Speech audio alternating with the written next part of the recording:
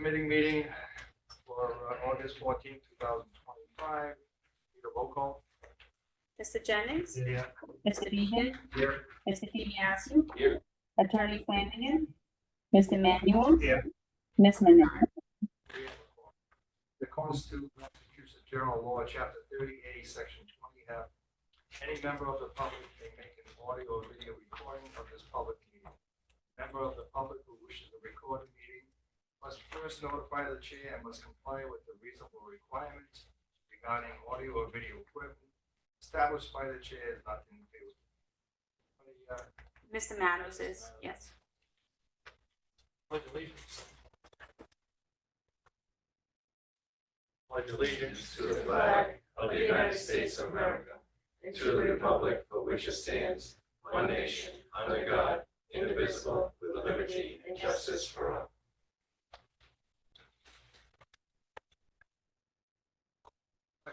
We need approval of the minutes for the May 23rd, 2025, June 12th, 2025, and the July 10th, 2025, and the July 31st, 2025. Need a second? Second. All in favor? Aye. Opposed? Do we have anybody signed up for citizen? We do not.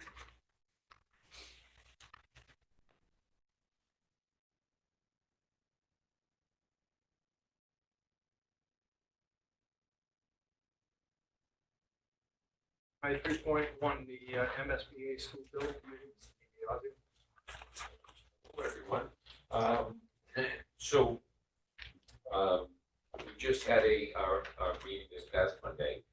The school is approximately 58 to 60% finished, which is a good sign.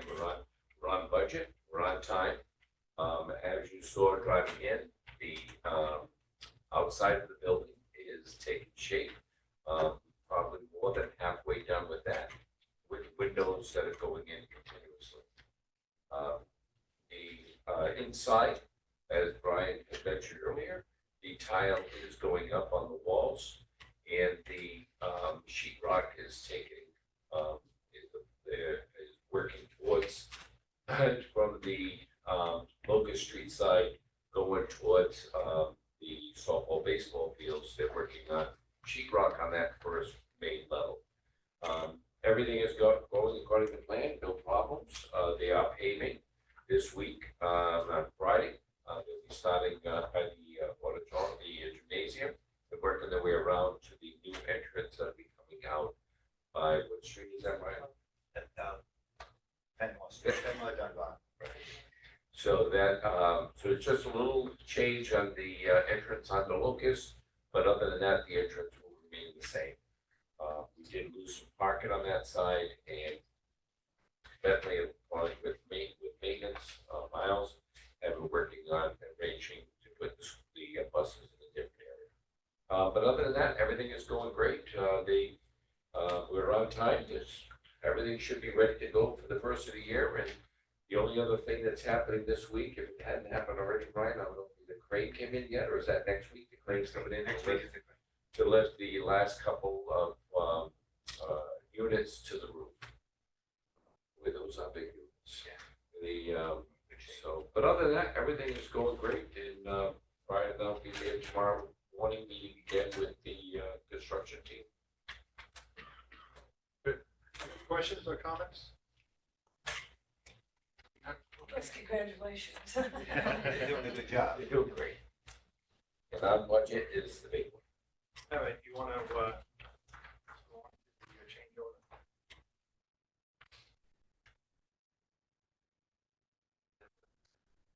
$007. Okay. I don't have more paper in front of me to you. Yep, there it is. I'm sorry. Okay.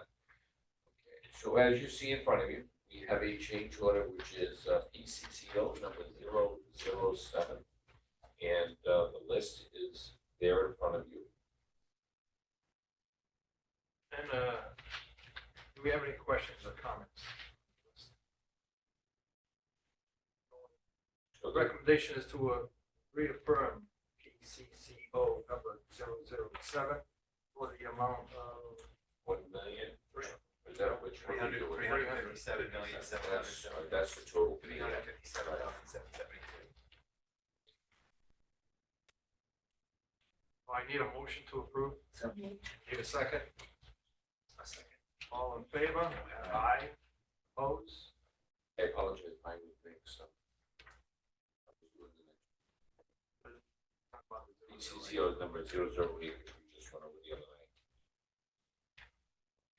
So that the second one, is for the, prime contract change order ECCO number 008 that you have in front of you.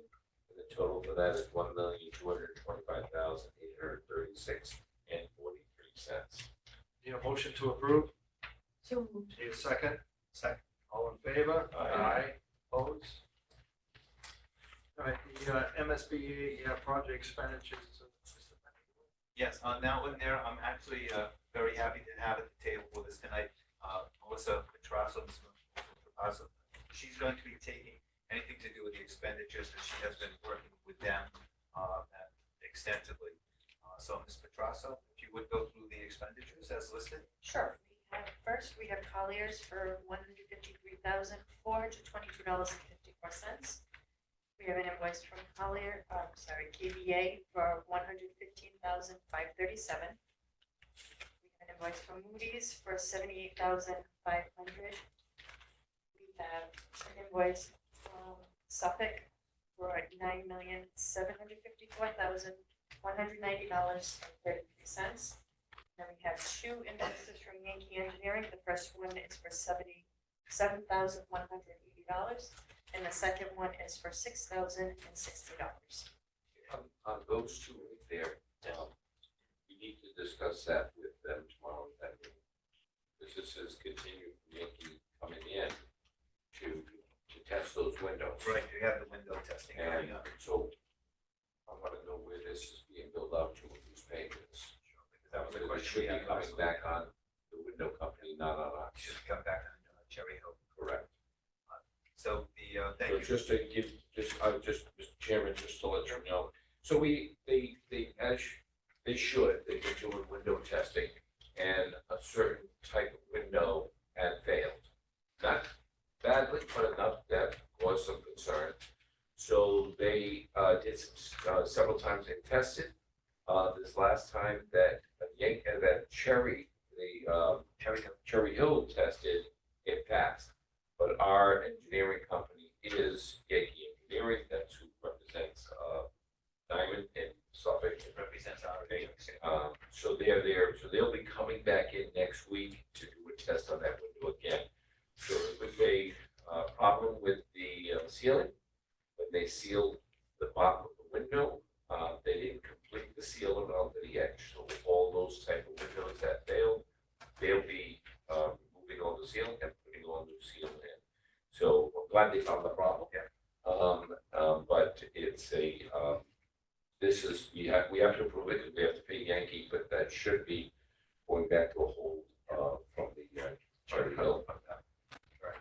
So the recommendation is to approve the MSBA project expenditures as submitted and as just gone through. All right, need a motion? Motion made. Need a second? All in favor? Aye. Opposed? All right, moving on to 3.1 on the matters, we've got personnel, Mr. Bentley. Right, so there is an extensive list here. It is not necessary for me to read everything, but this is for the committee's information. Do want to point out on their very first page under the word appointments, the first 5 individuals are all new instructors here in the building that either replaced people in the building. There was nobody that we added on, but we had some resignations. We needed people, and we hired these 5 individuals. Everyone starting with, I do want to make a note, underneath that we have the LPN curriculum revision, the one that begins with the name Kim. It's not Nilsson, it should be Kim Harrison is that instructor there. And they are working on their curriculum at the LPN building. Everything else, summer counseling, freshman orientation, freshman challenge, freshman class, sophomore class, junior class, senior class, baseball, basketball, cheerleading, cross country, dance, football, golf, ice hockey, soccer, softball, tennis, track, spring, track, winter, and volleyball. There are some new ones who did apply. They've all been interviewed and they have been hired. We do have some resignations, as you see, for a carpentry aide. There was a carpentry aide that was hired, but he was promoted to a teacher at the school he was at, so he opted out to take that job. Physics instructor, LPN instructor, chemistry instructor, and Florence Bell, health assisting. They all resigned for various reasons. Thus, we had those new people at the beginning of this list. And again, it's for the committee's information. I just have one question, Mr. Chairman.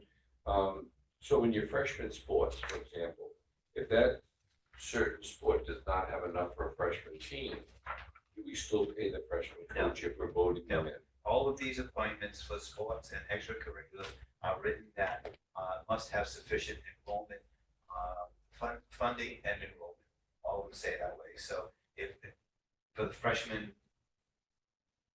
Baseball, so the soccer, freshman whatever. softball team, if there's only 4 kids who show up, there's no freshman softball. That's the toughest one because not many high schools have freshman softball teams. That's our toughest one. Everything else is kind of full. Everybody shows up. But no, it's based upon enrollment and funding. Thank you. Moving on to the advisory appointments. This is for the committee's not only information, but also for votes. We do have several applications that came in to be members of the advisory team. There's a Madeline Simcock for advanced manufacturing, Elijah Mendez, metal fab. He was a 25 graduate. If you might remember him at graduation, Elijah was the one we called out first because he had to get on a plane and go to Boston that night, and he came in second in his competition. And he's a terrific young man. Aaron Myers with metal fab and Seth Myers from metal fab also. So these 4 individuals have applied, and the recommendation is to appoint Madeline Simcock, Elijah Mendez, Aaron Myers, and Seth Myers for the advisory board that they applied for a term of 3 years. Need a motion to approve? Motion Need a second? All in favor? Aye. Opposed? Moving on to C, student travel. We do have a request in from Mr. Vitello, the boys soccer coach, has submitted an out-of-state after-hours travel request for students to play in a game being held at Bryant University, Smithfield, Rhode Island, August the 26th, from 6 p.m. until 9:30 p.m. And the recommendation is to approve this out-of-state after-hours student travel submitted by Mr. Vitello, the coach, for students to play in the game being held at Bryant University on August 26th, from 6 p.m. to 9:30 p.m. Need a motion to approve? So moved. Need a second? All in favor? Aye. Opposed? D, request for a dance team. I have a request that's come in from the dance team advisor, and she has indicated that they have a total of 28 girls who have come in for dance and they're practicing with the team. She has asked for an assistant on that, and it does refer back to the contract, which indicates that once it crosses the number of 20, they can request for an additional coach, assistant coach on that. And the recommendation is to approve the request for a dance team assistant coach for the DTA contract. Need a motion to approve the request? Mr. Miller, do we have a stipend for that? We do not. That the request is for that. There is no stipend that's set because there's no assistant dance coach in the DTA contract. So we have to negotiate that with the DTA? It falls on, That would make sense. No, I do know that there's a provision under there, Leslie, that says if they get to a certain About number, the numbers, that's we correct. don't have a dollar figure in that contract for that. I can't set the figure, okay? I know, because we have it for cheerleading, we have a dollar figure. Someone along the way, we gotta come up with a dollar figure then. Would be prudent to be consistent with the assistant to say the cheerleaders. But the dance team and the cheerleaders are not equivalent. So, And we changed some things around this year, so. Well, I'm not saying that we don't do it, but we gotta have to get a number to it. what we did, or I'll use the last one we did this for, was an assistant DECA advisor. And we did that, we assistant of the DECA organization, we appointed, there was a request for the assistant DECA advisor. And what we did, we set it at 75% of whatever what the coach was making, that the advisor was making.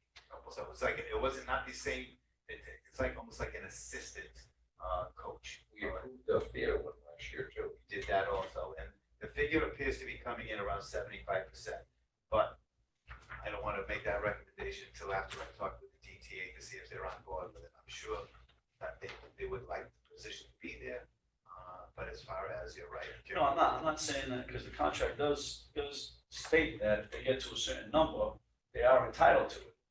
But we've never determined how we're gonna fund that. The only other ones were already in place at the time. So What if we approve this tonight and then come back to it? Yeah, no, you can approve it. I mean, I think it's right because, I mean, it's not, it is a matter of fairness. There are a vast number of people. And in fact, in the past, we've had situations where we had assistants where there weren't enough people and they still got the money. That's something you can bring back next. Yeah. All right, need a motion to. We should do it, and we'll get a number. Yeah. I just wasn't sure if they had one. I apologize. I probably should have asked them outside the meeting. All right, need a motion to approve the request from the dance team for assistant coach. Abstain. Need a second? All in favor? Aye. Opposed? Thank you. One abstain. I'll get that tomorrow. I'll work on it. All right, E, use of facilities. Yes, so Jen DiMariano, who's our new assistant principal of technical affairs, has submitted a use of facilities request to use several shops, but not the career technical education. That's the teacher test. Okay, on October 18th, 7:30 to 5:30 p.m. and to waive all use of facility fees. Diamond staff benefit from this program.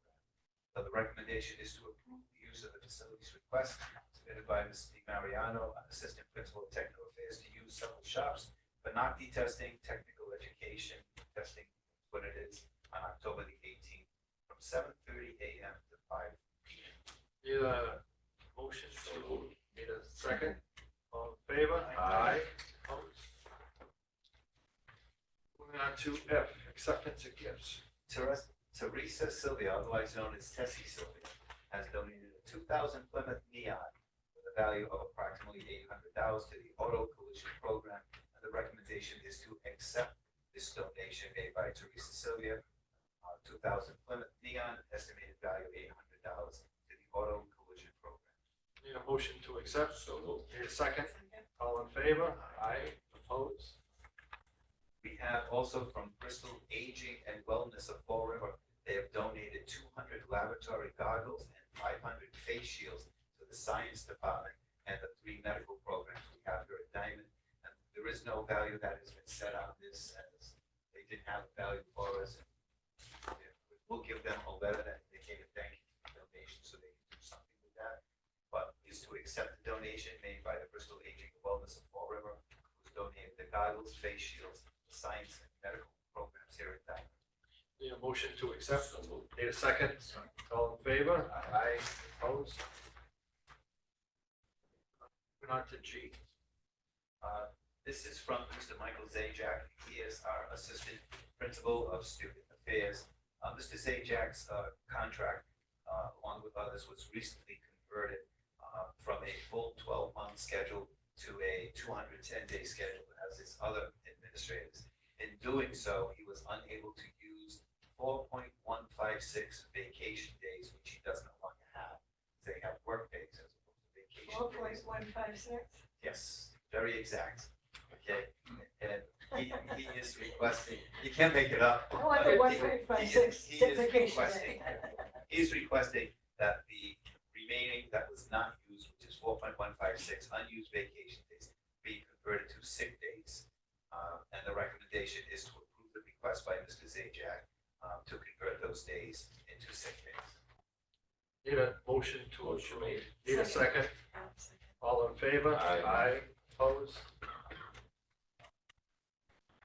H, we have the FY 25 year-end report. These next items coming up, because this fell under Mrs. Wagner-S's purview, I'm going to let her report out.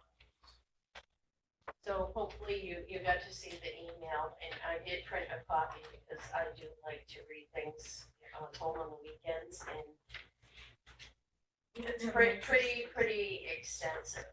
And one of the things that you can see through some of the documents that I have later on is next year, instead of really looking at having the teachers and the department leads really take time to write a full narrative report of words and all of that, is I want to switch them to really taking the last 3 years of data and looking at it side by side and coming up with some, things that they feel that they did really well with and areas they'd like to improve on next year. I think it is a lot of information.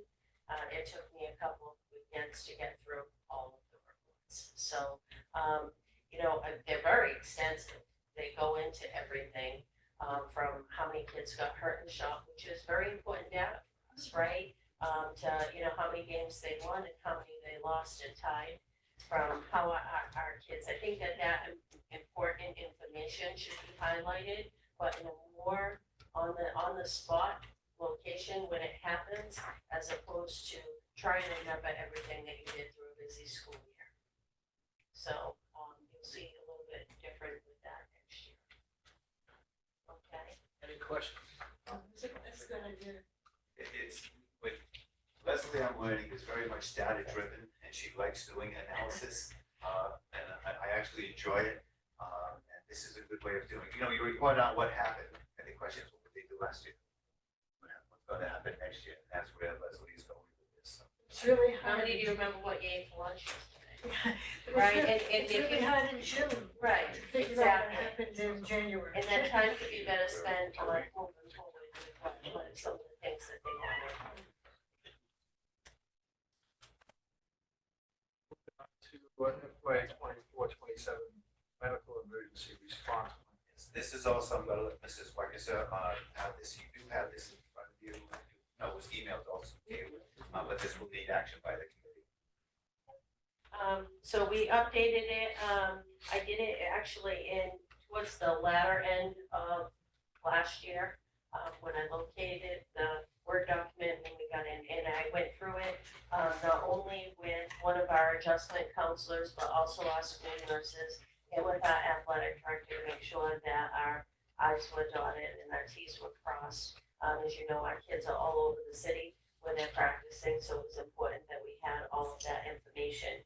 To let the committee know proactively, I have been working with our lead security person to really take the maps of the new building and identifying some specific holes so that we're ready when it comes time to meet with the police and fire department to really build out some of those plans. So she's been doing some of the groundwork in there, and then also creating a format in which when we have any type of that incident, there's almost like a before and after that we do. We are very good about saying what we're to do in that moment, but to add in steps of things that we need to think about before the next school year begins.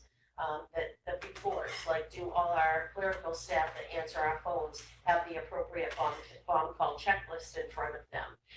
Does our new staff that need first aid and CPR, they signed up for that particular course?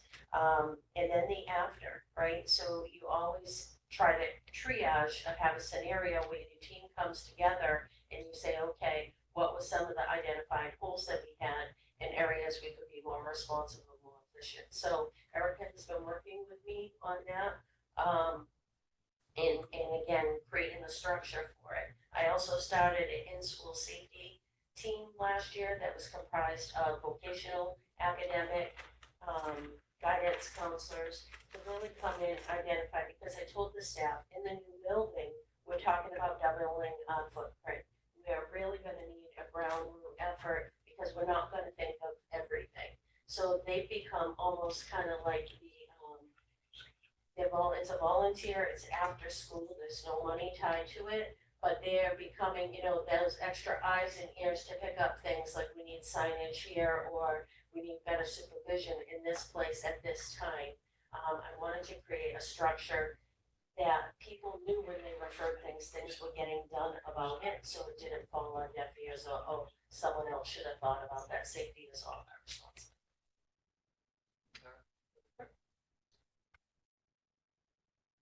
Nation to approve the FY 24-27 medical emergency response plan as submitted. Need a second? Second. All in favor? Aye. Opposed? On to J. This is the professional development plan. Again, Mrs. Wexler has worked on that. I'll let her report out, and then it does need action by the committee. You do have a hard copy of this, I believe. Okay, so my first week here, was the first time that we had the full PD day. And I automatically identified some patterns. So the first thing that I did was I brought a group to the table to create an internal professional development committee. Again, vocational teachers, academic teachers, guidance counselors, and even nurses and clerical staff. So, like I said with the handbook previously, is that we didn't have a lot of expectations or assumptions around professional development. So I worked with the committee to identify what our vision was, what our philosophy was, what our commitment to improvement were going to be, and also what are the attributes that they were looking for professional development. And one of the things that I heard very clear when I surveyed the staff, especially for our technical staff that are learning new equipment, it's been a lot of sessions that were geared not so much interactive, and if they brought in new equipment, there wasn't time during the school day for every person in the vocational program to learn how to use the specific equipment. So what we came up with was taking some of our in-service days that we scheduled that are very content specific. We would give the department heads those dates in advance so that they could schedule that professional development with the vendors of all that equipment. And I think it's going to be extremely imperative, especially to get this practice going now, which we have 2 days that is specific to that. They already have it and they can schedule.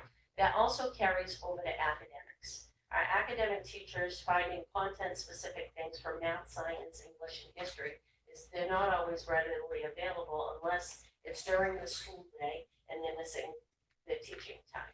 So one of the things I proposed to them was that we could use those very specific PD content-specific days so that they could go visit other vocational schools to see content that was being used or software and some best practices that are out there, but they would be coordinated during our in-service time. They would have to come back and report on what they see and how they could find it implemented here at Diamond, but it would be a way to streamline so that professional development was more meaningful for everyone. I even worked with the head of the cafeteria staff so that she could use some of that time to get all of her staff Serve Safe certified or to review knife cuts or something else that she wanted to do. I think as we move into a state-of-the-art school, we're all going to need to learn new things, and I wanted to set the ground for it. Previously, in our professional development plans, we gave a list of how every single day was going to be used. But again, for the results of that survey, they were not used on sharing best practices around the staff. So when we get to the next item of the professional development plan, you'll know why that the first 2 days are scheduled for content-specific time in October and September and October. And you will see the reason why in the next document. Any questions or comments? What Mrs. Wexler has proposed and talked quite a bit about it, she really is the architect of this, is that the faculty needs to be reflective on what they're doing, but they also know they all have to know what equipment is coming into their shop, rather than saying it belongs to just this person. And I like that part of it, but it's also what benefit are they getting out of it? Is it a good practice? Should something be changed? And share it. We're teachers, we're supposed to be teaching each other too. So the recommendation here is as you see it there, Mr. Chairman, and it does need action by the committee. Need a motion to approve, to accept. Need a second? Second. All in favor? Aye. Opposed?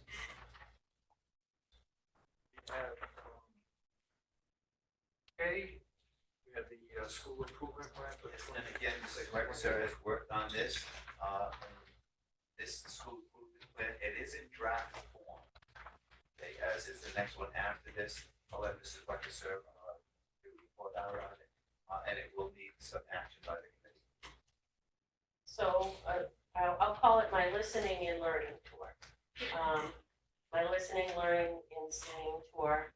What I noticed that, I came into a place where we had just undergone our NIASC accreditation visit, which gave a lengthy report of action items. We also conduct what we call our Seaside Federal Grant audits on our Title I, Title IIA, Title IV, and our Perkins Grant funding and our IDA for our special education students. And in those audits, every year, there's a list of recommendations. I also came on when we were doing the equity audit, right? And through the equity audit, they also came with a list of recommendations. So between what I heard, what I read, what the staff, what the parents, what the students already stated, I developed 4 common pillars. They were pillars, right? They all could be, everything that I read in those fell underneath those pillars. So I created the 4 pillars, and then I took all the narrative that existed from those reports, and I categorized them into the right pillar. I then, backwards by design, worked on what data do we have our hands on, whether it's MCAS data, the student voice surveys that the state gives them during MCAS, whether it's our retention rate of students, how many kids are leaving, how many kids are signing out, what is our starting roster for athletics, what is it when it ends, everything's super nuts. And again, I categorized it. It wasn't just academics, it wasn't just vocational, it was a full house effect, right down to culture, right? If you read in all of those audits, it highlighted that we have some work to do around our culture with our students and how they connect to the people in our building. You heard that from Ace Whitcamper many times, right down to how our staff are connecting with us. And attendance has been talked about multiple times. So what I did was I categorized what everyone was saying. I have how it can be measured. And my plan is, when we get back to school, is I am going to assign every staff member in the building 1, 2, 3, 4, 1, 2, 3, 4, 1, 2, 3, 4, and then they're all going to go in those groups. So it's totally random. It's not, I get to pick you to work on this with me because I like you. But if we're going to come together as a community and we're going to solve all these things that their voices said were issues. So it's in draft form with that narrative. I'm going to give them that narrative to work backwards because the work has already been done. It's already there. And I'm going to have them work together in those teams to hone in what our actionable items are that we're going to measure at the end of year 1. We're going to measure them again at the end of year 2. And we're going to measure them again at year 3 to see if they have worked. So it's not just the staff. The students are going to weigh in on it. The parents are going to weigh in on it, so that we're really bringing this community together in our new building. Any questions or comments? Does need action by the committee, that's all. The recommendation is there. No vote because it's in draft form. Yeah, no. It's in draft form. If we can vote on it. I hope to have this done by Christmas. Thank you. All right, going on to This is the district curriculum accommodation plan, the TCAP. It has not been updated successfully since March 2018. And as a result, Leslie took this on also, let her report out on its progress. Okay, if you go back to the draft school improvement plan, and I'm sorry to make you flip. If you go to objective number 2, to strengthening guidance, career planning, and student support services. And you can look at the very first line, refine Diamond's VCAP to include MTRS, tiered supports, and inclusive practices. Okay, this hasn't been done in that terminology in the Department of Education world that wasn't even used in 2018. So again, this needs to be the initiative and one of these action steps On November 3rd, we have a consultant coming in that's going to work with us in real time with tangible examples of how we can be offering tier 1, tier 2, tier 3 supports in all of our programs, academics, guidance, and that will be professional development sessions that we schedule with all staff. So I think they need that training on November 3rd to then go back and review this document and see what is missing to update it, and hopefully by December as well. It'll be busy. Yes, a lot going on. This is all with a push though to, when we move into the new school, some of this is done, it's being worked upon, but it's also what needs to happen in the new building. It needs to happen. The faculty, the staff, the students, the community. I feel like I was on an interview tonight, my goodness. Well, I'm done talking. Thank you. We hired you the first time. Moving on to M, monthly financial report. So on the monthly financial report, again, I'll let Mr. Petrosso report out. You do have the school CTE report in your packet. So this report was run as of 8/11, because the school year just started, this is for the FY26 school year. There's not much activity going on. The rest of the year, we'll bring forward some transfers that may happen by function, but as of right now, other than the expenditures that have already been approved, there's not much. There's no recommendation needed as at this point, it's all. Any questions, comments on the so far? Right. Moving on to N, student activities. Again, I'll let Mr. Petrosso report out on this. There will be a recommendation coming at the end of the report. So this is the fund balance report. Again, this is the beginning fund balances for FY26. We have not had any teachers in the school yet, so there's not much activity here. It just gives a good starting point for the year to see where we're at. But if you look at the classes of 6, 27, 28, there needs to be an establishment of a student activity agency account for the class of 2029. School store account. But we just, Yeah. You should mention that. So, yes, so the purpose of the school store account, if you don't mind, was originally created to help offset the expenses for DECA. And that has not happened. It's been mostly money coming in and money going out for the sales of apparel and to offset the student costs. But over the past few years, we have budgeted money inside the general fund to cover the DECA expenses. So one way to alleviate it would possibly be to take on some of the expenses of DECA out of the school store, as that was the original intent. which doesn't make sense. Yes. Yes. When it was a discussion that we had, and Mr. Petrosso and myself, when this came to me, I said, would you look at that number? And I know how it's near and dear to your heart. And I did say that. No, and it's understandable because that is a large amount to be carrying for one student activity. And So I agree. And Melissa knows that, she's agreeing, I said, do expect to be asked questions, but that has to, something has to give with this number. But on that, they're paying to, PayPal, So correct? there's a separate bank account at bank, we have two separate bank accounts. We have our regular student activity account, and then we created one at Bank 5 for PayPal, which is for any online purchases for the school store, for any apparel, and for senior dues. So that bank account has that money in there. It's available to be transferred into the regular student account as needed for cash flow purposes. So do So you, that dollar Even amount- the senior dues was never taken out of that, so So- how did the senior dues not end up in their So account? the senior dues are actually reported to a separate account, so they go into the same bank account, but when I record the revenue, I record it as a senior due or as school store. So that number is strictly school store activity. The two never meet. It was just in the event that that bank account was compromised, it wasn't compromising the student activity account for everything. It was only compromising anything that would be PayPal related. I'm gonna go back to distributed education. So, well, the thing I have is that's not all profit. I mean, this is, a student buys a T-shirt, they're paying a PayPal, so the shirt had to be bought on another account somewhere.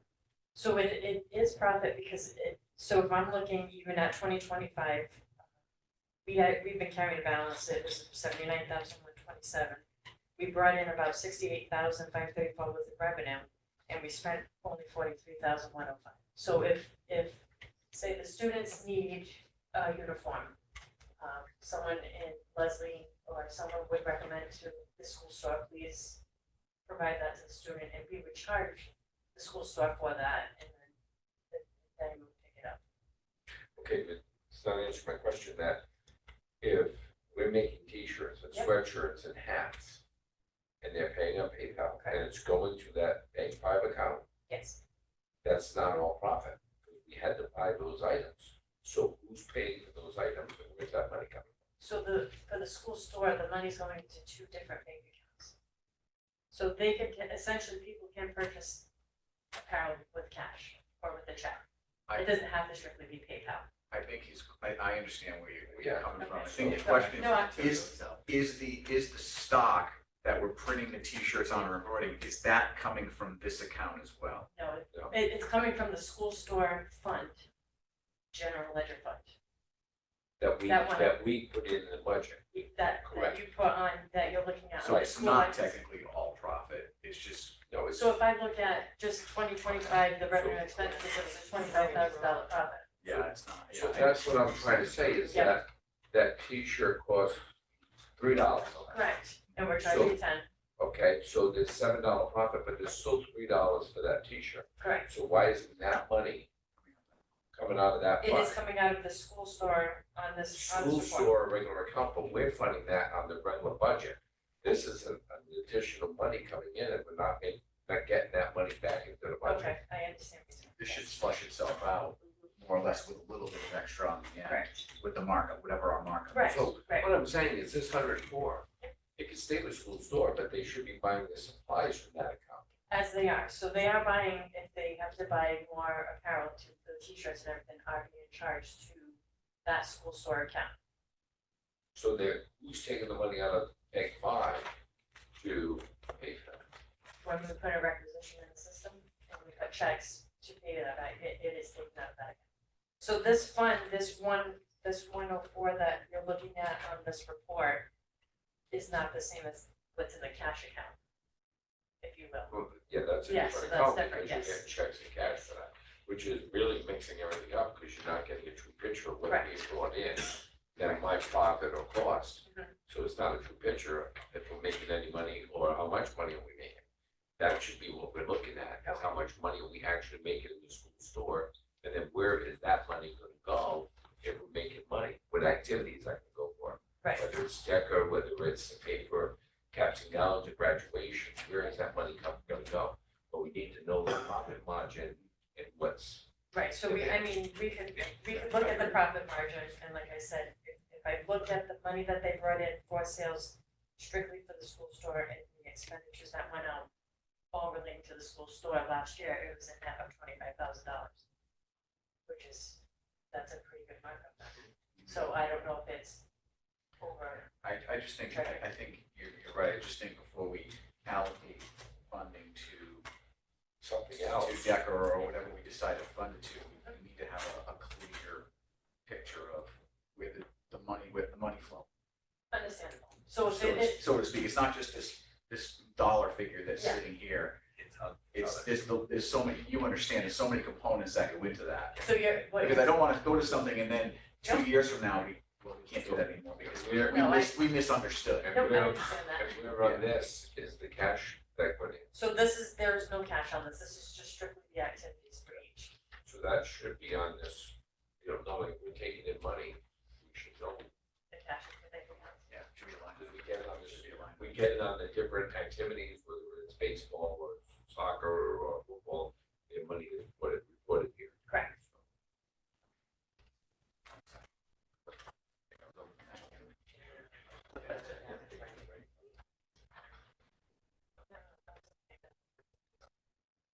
I just need to be talked about, but that's Yep. separate. We do need, I know that it was not done, I don't know if it was voted, the recommendation for the class of 2029. We need to establish the account. Oh, And we okay. need to establish an agency account for them. We have to start putting money in that account. It has to be In your, established. need a motion on that? So moved. Need a second? Second. All in favor? Aye. Opposed? Rock freshness. No, definitely. All right, moving on to expenditures. Yes, on the expenditures, again, I'll let Ms. Trasso, explain, I mean, that there, this was previously explained to yourself, Mr. Jenny, probably, Ms. Trasso goes through it. Sure, so we have the Moody Investor Service for $78,500 for our general debt. We have anatomic $63,325 for our virtual cadaver table. We have assessment technologies for $42,476.40 for LPN testing. Go-To Solutions Inc. for $10,435 for admissions and lottery software. What exactly is a virtual cadaver table? Can you answer me on that one? I'm just curious. What it is, it's an assimilation table, right? So it's touchscreen, so you can actually teach anatomy, you can see. Okay. You can see, so one of the things about it is it can't be used in the classroom, so we have an anatomy, physiology, science course that we offer, so it can be used for both health services and in anatomy and physiology, which is why I like it. I'm gonna Google that. Yeah, well, you can come in on the 26th, I think we're setting up training. You gonna test me? Sure. I'll throw you on the table, we go just with won't it. have you Let's have go a with it. video, yeah. It's actually pretty cool, there's a big. That's cool, I just saw them, like, wow. All right, the recommendation to reaffirm the expenditures that in excess of $10,000 as submitted. Motion, I'll make that. need a second? Second. All in favor? Aye. Opposed?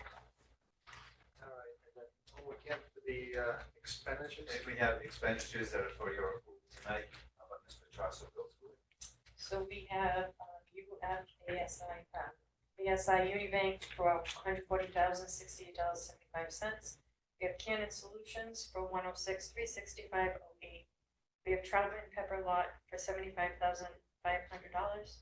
We have Drew Furtado for $30,000. We have Wally Computer for $23,983.54. We have the YMCA South Coast for $16,672. We have YMCA South Coast again for $14,048. We have Custom Computer Specialists for $12,420. We have Mambrum Structure Learning for $12,340.63. We have Electude USA for $11,639, and we have the Swansea Country Club for $10,155. Any questions, comments on that?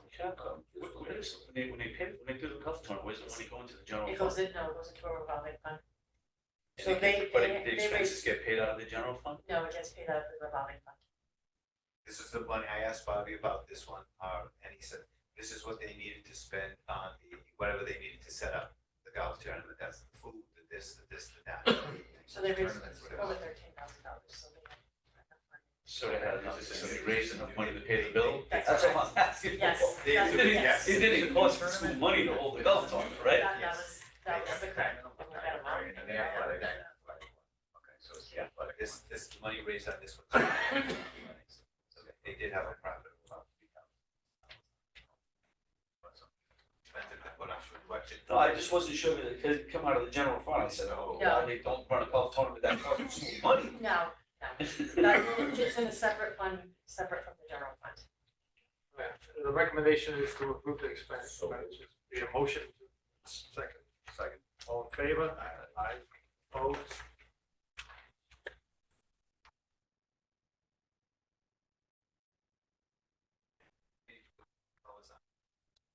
Same one we just went on.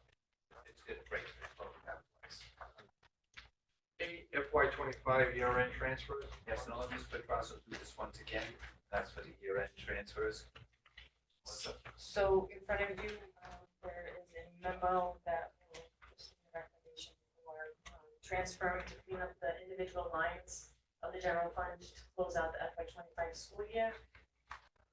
So there's no impact on the bottom line of the budget, it's just to clean up the individual lines. Throughout the year, I know the previous finance director would recommend based on the function code, but this is looking at the individual lines themselves, just to zero everything out, make sure everything's being manifestation of the letter. Recommendation is to approve year-end transfer of funds as submitted. I just need a second. Sure.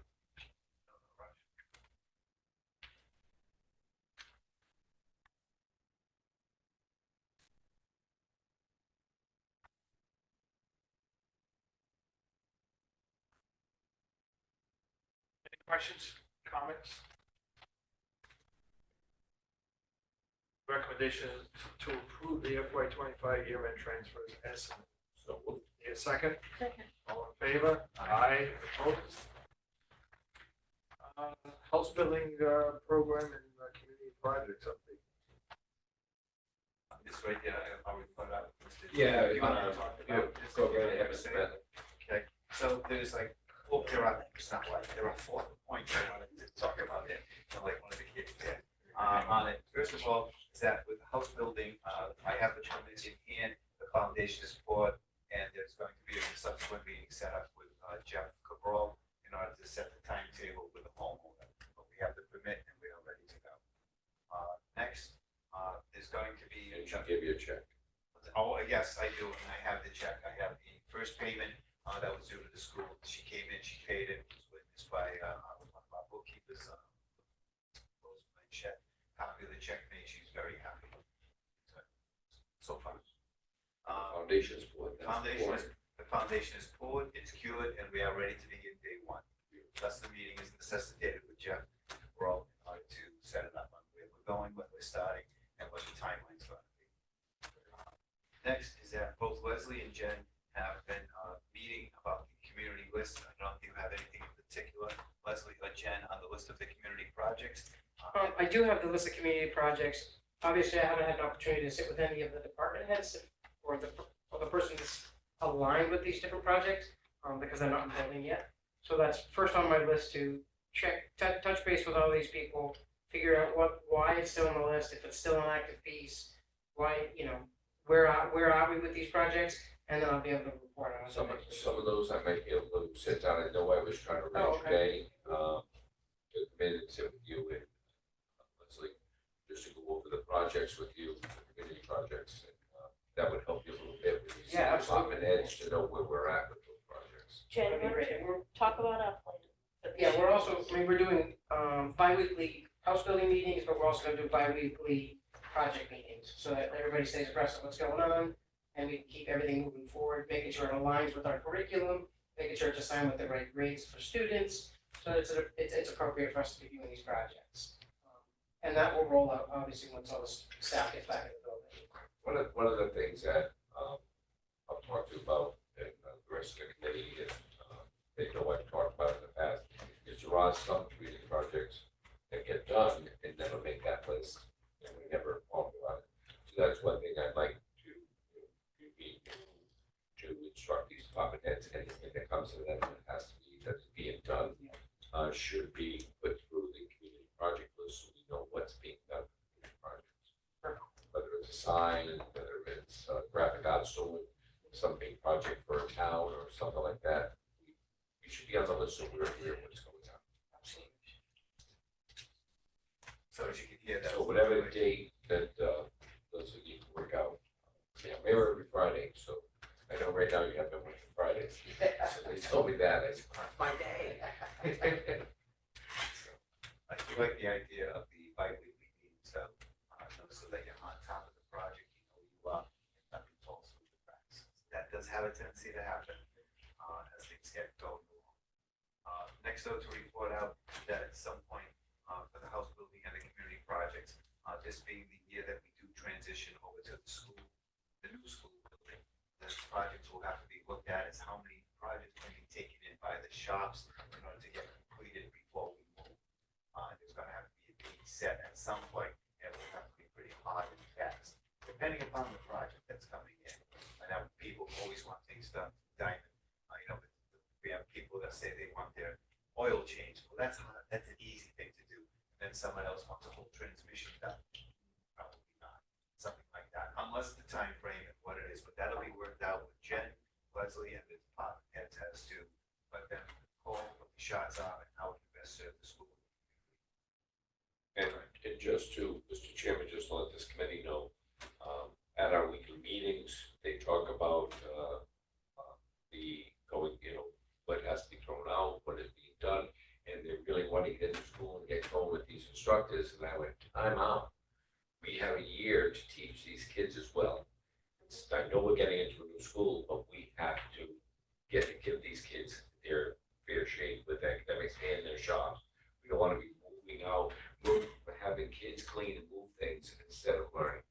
So I've explained that to our team that is being involved with you, and to go over what's being thrown out and stuff. And then the other thing, Mr. Chairman, I told Colliers, who will be getting a list, and giving it to Mr. Bentley every month, we put on the agenda anything that's being thrown out, whether it's books, any piece of equipment, it has to go through this committee, or by taxpayer dollars, and it has to be approved by us as being thrown out. So I just want to make that clear that I know we got to move, and I know we got a lot to do, but we also have a school to run, and it has to be done right. Any questions? One last thing is that the House Building Committee will have to think at some point of the house that's going to be built for 26, 27, how that's going to be done, because it will have an impact on the beginning wherever we end up this school year. So just thinking ahead, I don't think I think it's definitely possible to do that. I'm not saying that at all, but it does have to be a discussion of, like, when we get into the new building, what are we looking at for putting out a house project, 26, 27 house, applications and so on, and make that all work seamlessly, like we close down here and open up that building, so we're all working toward the same goal.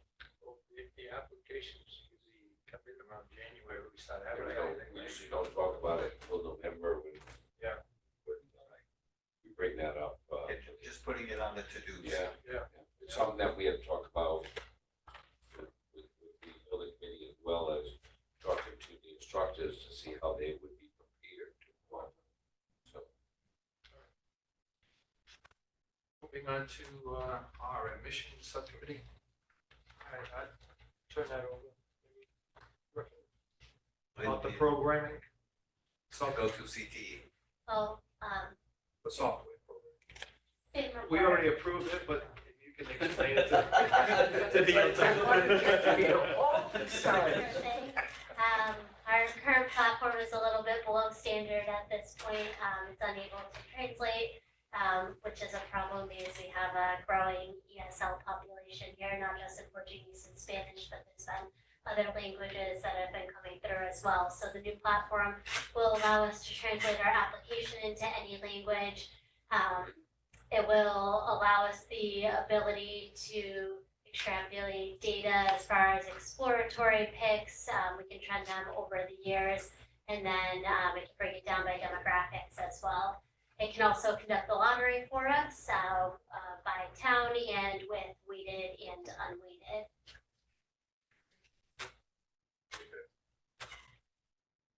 Recommendation, Mr. Chairman, is that, and it has already, is to approve the use of go-to CTE software program for the admission purposes. Need a motion.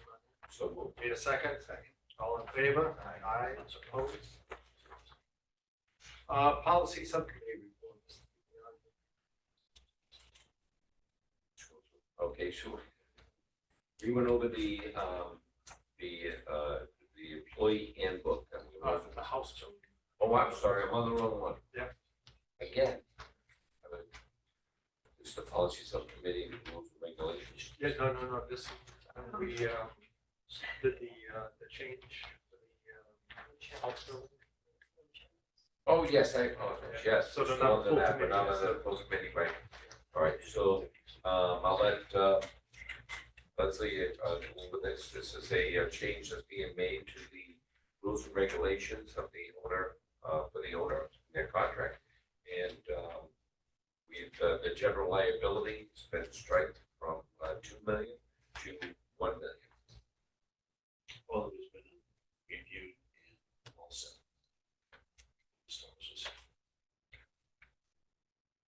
All right, need a motion to approve the rules. So, Need a second? Second. All in favor? Aye. Opposed? Now we're moving on to the FY 26 employee handbook. The employee handbook as was detailed by Mrs. Wexler. I'll let her take it from there with any other things that you'd like to say about it. Yes, so I updated our employee handbook, to really outline some of the expectations that were found to not be understood by the staff and faculty, to clarify some things. And also our Bengal vision of the graduate has been added to it, as well as updated discipline, expectations, student handling of discipline, and what was considered minor, major, and severe behavior issues. Right, we need a vote on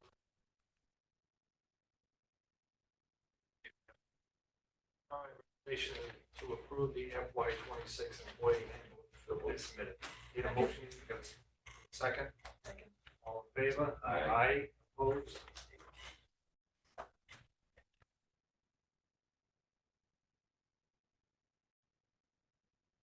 Moving on to the superintendent director. I'll keep it very brief. We're coming up with a updated enrollment report that was passed out this morning, and we'll pass that around. You have issue with it.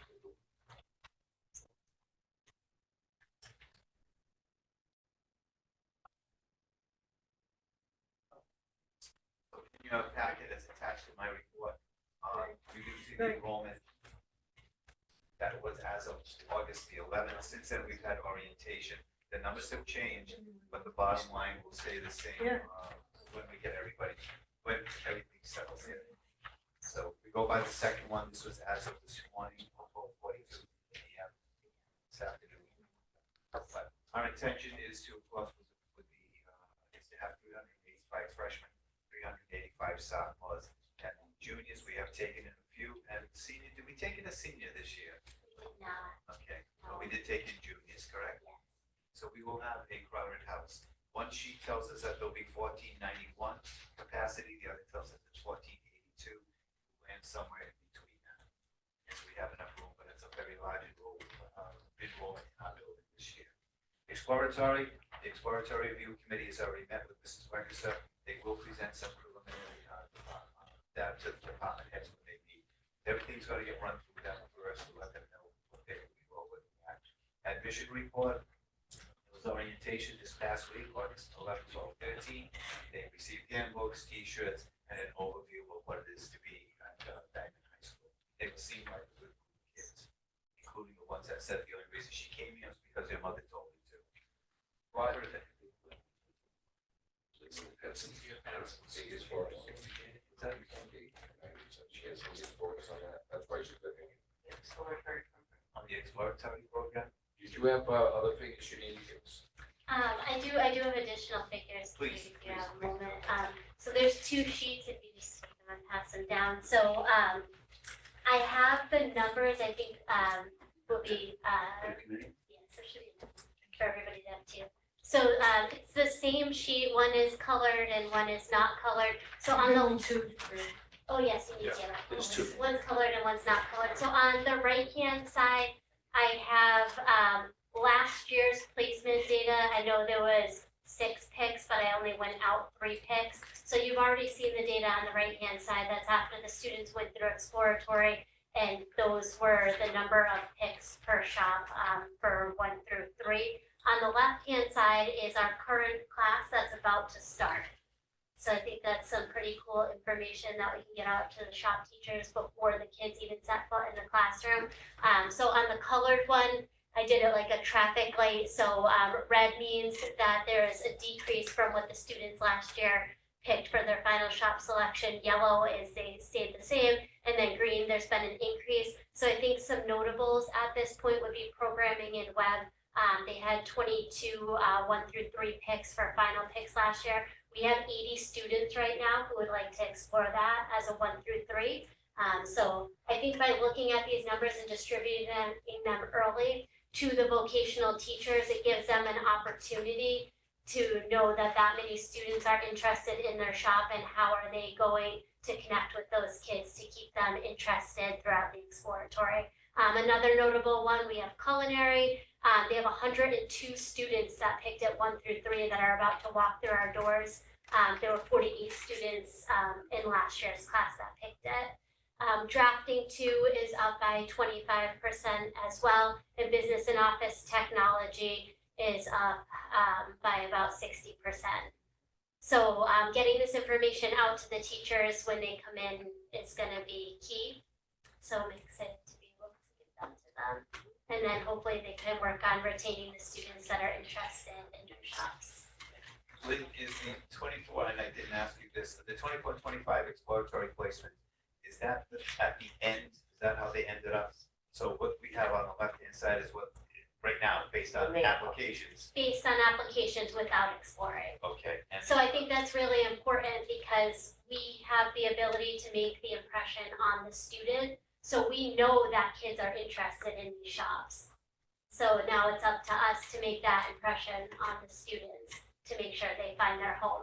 I'm also going to send out a survey to the students within the first cycle of shop to find out why they chose these shops, why they chose Diamond, why they didn't choose some of the shops, and then right before shop selection, there's always going to be a couple people who are a little bit disappointed. Before shop selection happens, I'm going to send out another survey asking if their top 3 have changed, and then why their top 3 have changed, and if they haven't, why they haven't changed.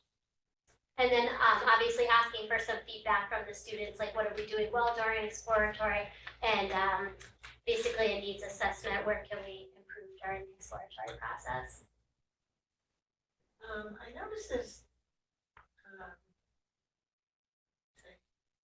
health assistant has two lines. Oh, I'm sorry. See it? Yep, one of them must be medical. I apologize. Okay. So it's alphabetical order. So the second one is medical. First one is Okay. health. That's a good catch. Thank you. Okay. And then we did have some students who must have been really confident in their first and second picks because they only picked one shop that they were really interested in exploring. Really? Yes. Really? Yes. My father was from a shop. Lynn, this is good data. Very good. Yeah, so I wish I had what I have on the left here from last year to see how it differs, but when we get through the process this year, I think the most enticing thing for me is that this proves that just by looking at the total column, every shop in our school has enough students that have picked it 1 through 3 to be able to fill with 1 through 3 picks. So now it's just up to the teachers to find the right fit for the right program. Good information. Yeah. Thanks, Lynn. Great, thank you. Good work. Admissions report, I said that they had their incoming freshmen who were just oriented to the school. Cooperative education report, this is all preliminary, but right now, if it was to start up tomorrow, we would have 113 students already out on co-op. Which is good. They worked over the summer and have still work to do actually. Last item is that of the LPN. And the LPN program projects the following for their opening day. There's actually 35 there. The 36 student is there because she will pick up the course in December. So we're expecting perhaps a drop. And we have 23 in district, 12 out of district, and 1 is out of state. And there's the breakdown of the LPN. That's my report. Any questions or comments? Okay, you. Yeah. Want to discuss you, the director of finance, possible selection? Like, Mr. Chairman, if I may, because I spoke to the superintendent, so I think that, I think some of the members out there, I think that the plan is potentially now to we have an additional candidate who has applied, so to speak, into a candidate, and it's actually just because of so she has done the necessary homework relative to her ability to apply for the job and take the job with DESI, the MSBA, the Inspector General. While she originally thought that there was going to be some impediments to her applying, she would like the opportunity to interview before the committee.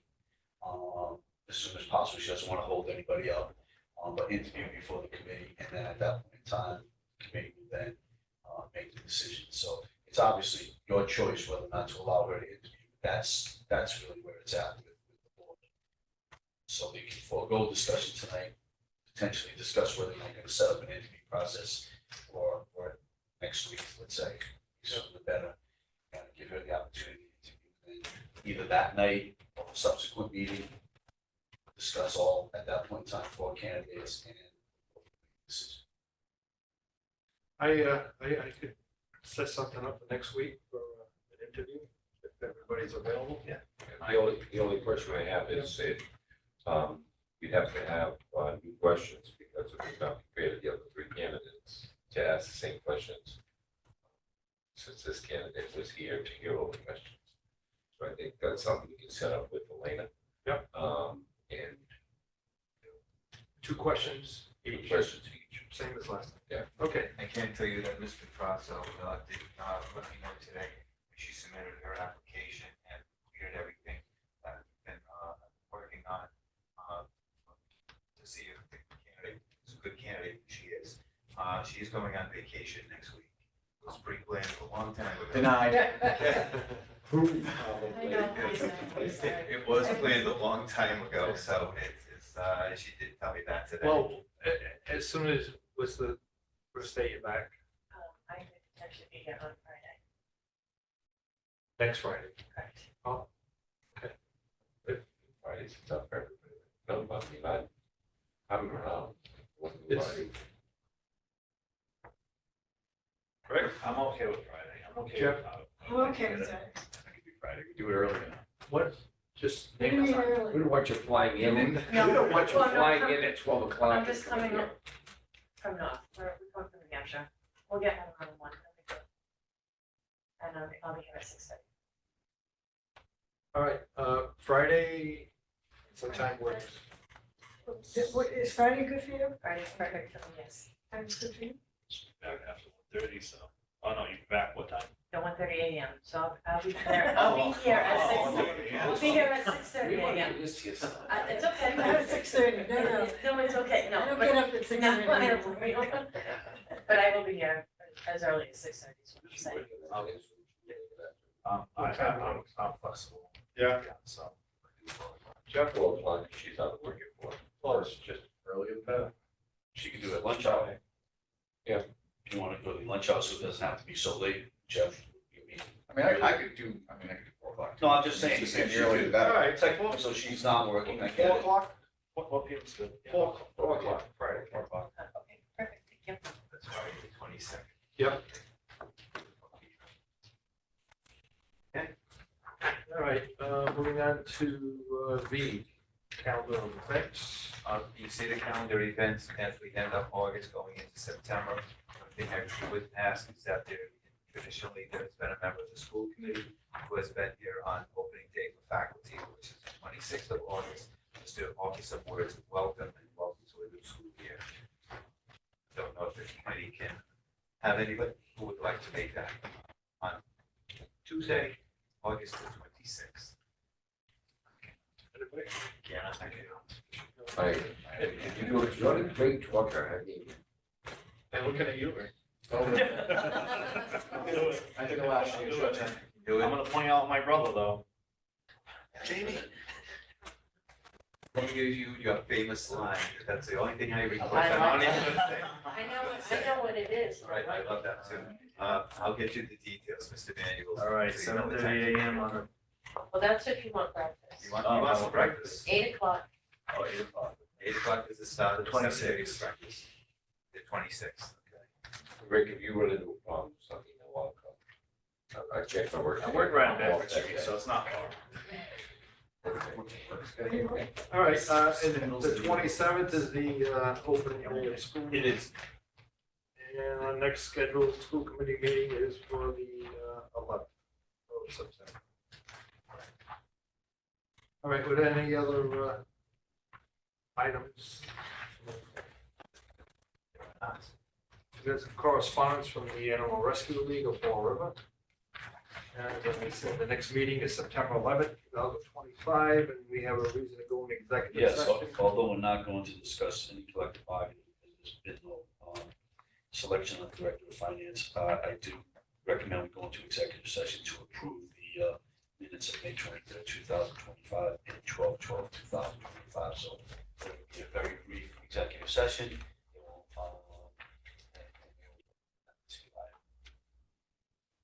All right, need a motion to go to executive session? Need a second? Second. All in favor? Aye. Need a roll call? Mr. Jennings, Yes. Mr. Egan, Yes. Mr. DiBiaseu, Yes. Attorney Flanagan, Mr. Manuel, Yes. Ms. Menard.